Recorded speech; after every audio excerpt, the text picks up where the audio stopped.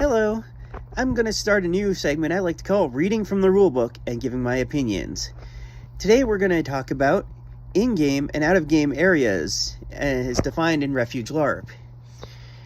Now, as the rulebook says, when you're attending a Refuge LARP event, anything you do which is not a part of the game world is considered out-of-game. For example, using the restrooms, going to pick up your character card from logistics, and parking your car are all out-of-game. Anything you do which is part of the story is considered in-game. So, fighting a monster, talking as your character to another character about the latest tavern rumors, or trying to sneak past an enemy patrol are all in-game. When a player is briefly out of game, they should put their hand or weapon to their head to indicate this. If a player will be out of game longer than a few moments and the game is already underway, they should be on a white headband to note that they do not exist in-game and should be ignored by others. Pretty simple. Anything you do as your character is usually in-game, and anything you're doing when you're just you is out-of-game.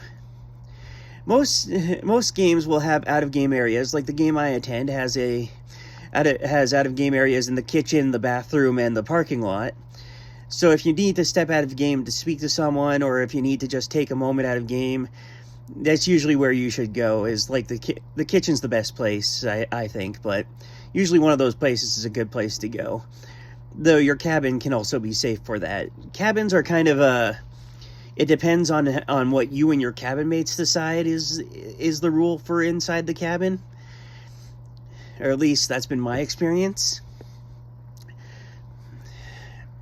Don't have to go out of game too often, but yeah, though if you are in game and someone keeps talking out of game, one of the things that we do at my LARP is that we say something like, "You look like you need a snack," which is basically a way of saying, "Take it to the kitchen."